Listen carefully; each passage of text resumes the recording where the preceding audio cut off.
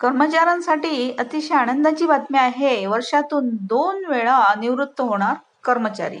आता निवृत्तीपूर्व लाभांमध्ये सुद्धा वाढ होणार आहे. तर चला पाहूया, वर्षातून 2दा निवृत्तीचा प्रस्ताव समोर मांडण्यात आलेला आहे.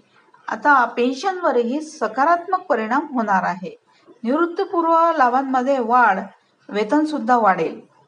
तर पाहूया डिटेलमध्ये. वेतन आयोगाच्या चर्चेदरम्यान आणखी एक महत्वाचा प्रस्ताव आहे. सरकारी कर्मचाऱ्यांच्या निवृत्ती संदर्भात प्रस्ताव आहे.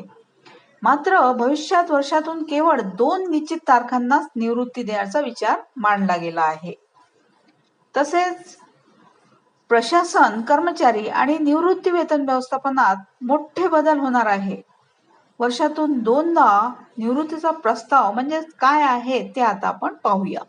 नव्या प्रस्तावानुसार वर्षातील 2 ठराविक कालावधीतच कर्मचाऱ्यांना निवृत्त केले जाऊ शकते. आता कर्मचाऱ्यांना त्याचा अतिरिक्त सेवा काळ सुद्धा मिळणार आहे त्या प्रस्तावामुळे.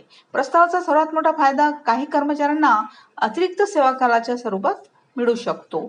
निवृत्तीची तारीख पुढील निश्चित कालावधीत गेल्यास संबंधित कर्मचाऱ्याला काही महिने अधिक सेवा काळ मिळू शकतो. वेतन वाढेल, निवृत्तीपूर्व लाभांमध्ये वाढ होईल आणि अंतिम पगार जास्त असल्याने पेन्शनवरही सकारात्मक परिणाम होऊ शकतो.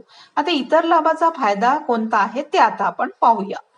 तर निवृत्ती वेतन, ग्रॅच्युटी आणि इतर अधिक आर्थिक देयकांचे नियोजन अधिक परिणामकारकपणे करता येईल.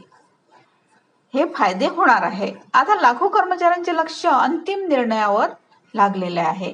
प्रस्तावावर कर्मचारी, निवृत्तीच्या उंबरठ्यावर असलेले अधिकारी आणि पेन्शनधारक यांचे लक्ष